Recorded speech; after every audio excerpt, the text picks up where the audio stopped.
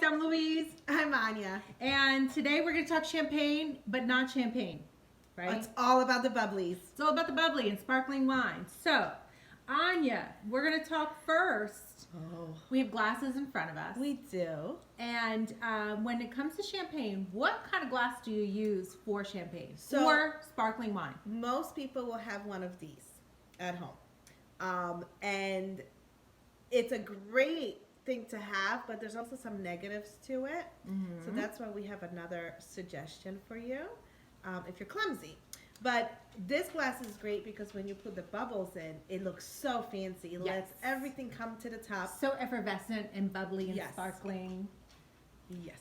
And but some people do stemless flutes because they are clumsy like me.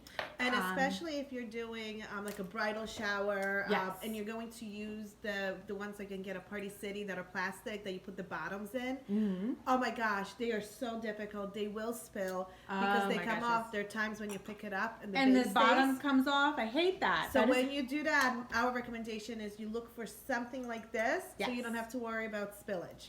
and they do come in plastic form Yes. too. These are glasses, but they do come in plastic form.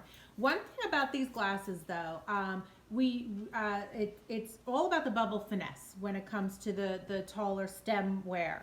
But what happens though when you wash those glasses? What can happen to your bubble? Okay, so I don't know if it's ever happened to you, but when you pour it in, all of a sudden there's no bubbles. So you I've think had your that happen before. sparkling wine went bad. Yep. Right? You're like, oh, like, this oh, is this is broken. flat. It's It's flat. broken. It's broken. You broke. But actually just means that you washed it really well, but Yeah. you didn't rinse it well. So Yes. if you pour your bubbles into the glass and there is no fizz happening, you just have a little bit of soap residue. Soap residue. Yep. So make sure you rinse, extra rinse.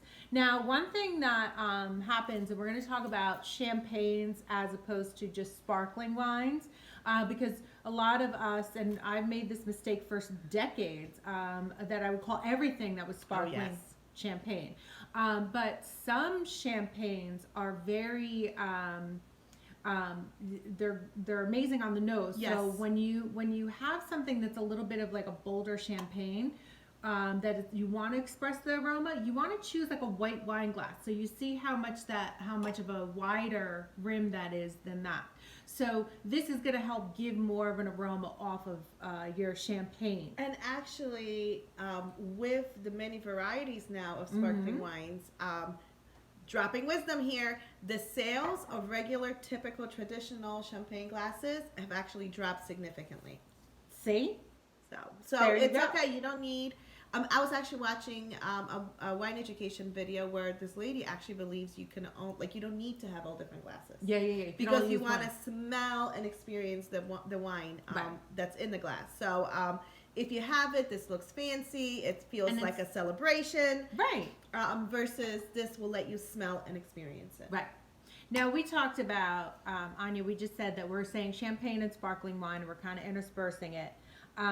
There's two different methods though, Oh, yeah. correct? So, Oh, one thing is I just said earlier that I call everything champagne. That is not correct, right? Absolutely. Brut, sparkling wine or Bruts. I Brut think sparkling wines. so for champagne, Prosecco. it has to come from France, from the region of. Champagne. And They then claim the name. They did. They were copyrighted it, and so if you do see that on your bottle, it's from France. Everybody else is going to call it a Brut, sparkling wine. It's still the same kind of idea. It's just not from France. And there's also two different. So before we talk about that, Yes. a lot of the times in our class, we'll get the question like, well, all of them have different price range. Yes. Bubblies is bubblies. Yeah. I don't understand why I can get one for $10 and then this one costs $65. Yep. Or even more. Or even 100, more. Or 200. And we don't really know the science behind the bubbles and why there's a different price. I promise you it's not because they're trying to take advantage of you and take your dollars that you've worked really hard for.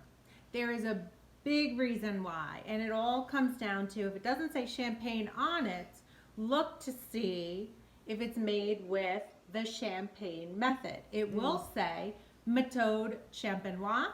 It may say méthode traditionnelle, or méthode classique. You can talk to me all day long.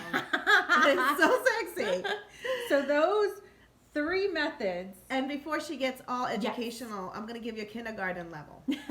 It is all about how you finish the juice in the bottle, the fermentation of it. Yep. So usually when you see the higher price, that means that the second fermentation happened in a bottle, which is really confusing and really difficult to do and hard to do, which she'll explain more. Or if it's a little on the less price, the chances are the fermentation will happen in a big stainless steel.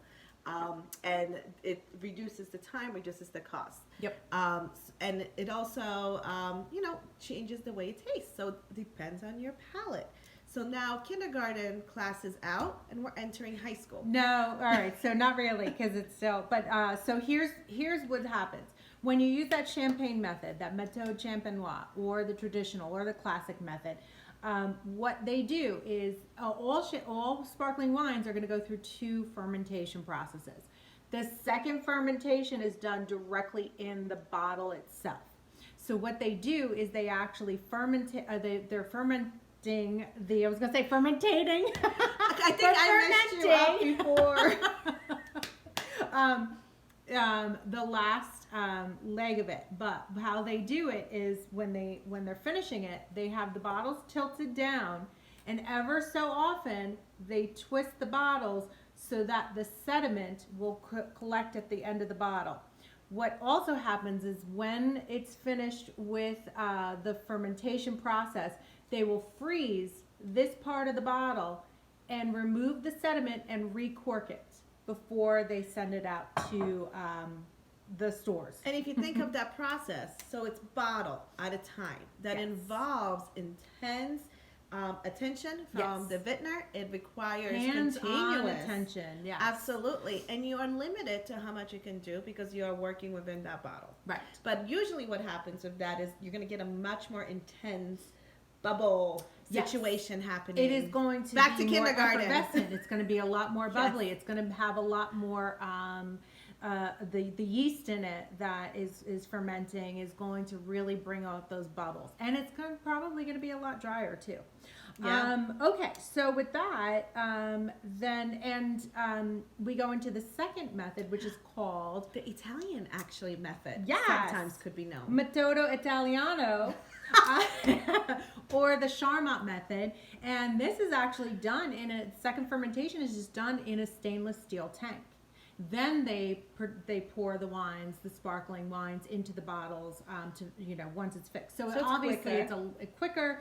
It's way less expensive and less time consuming. I could probably do it. No, but it doesn't require the amount of knowledge. I can drink it. We will sample it. Yes.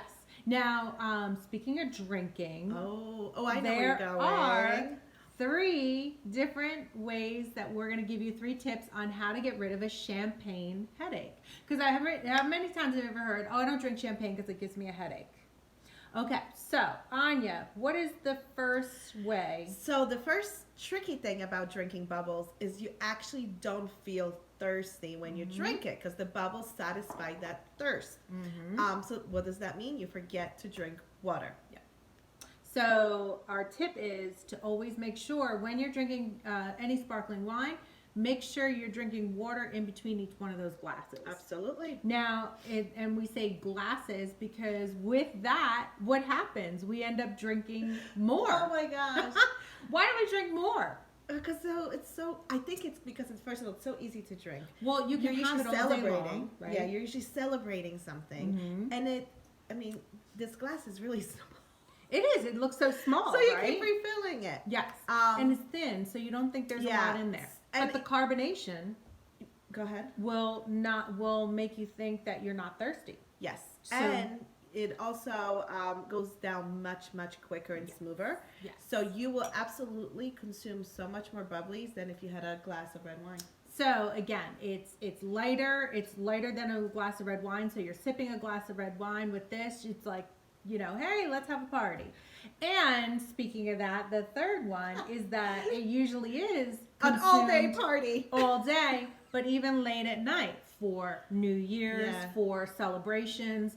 And when you do drink it later on at night and you're not drinking water in between, again, you're going to end up with a wicked hangover in the morning or a headache. I also think we sometimes forget that bubbles are wine. Yes. So even though we might know the rules of hydration and all that when it comes to drinking red or white, we might forget about the bubbles. And also if the bubbles, what you get is the sugar, because what do you put with your sparkling? If you're drinking it straight, that's actually my preferred way, because it reduces calories and there's no sugar. Right. But we put so much juice in it.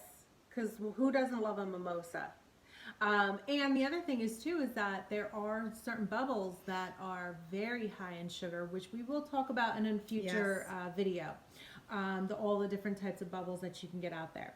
But okay, guys, so that is our tips today. Yeah. That's all about champagne. If you do have questions, or if you want to hear something else about champagne, sparkling wine, let us know in the comments below. And we will see you later. I'm Louise. I'm Ania. And don't forget to subscribe below. We'll see you later.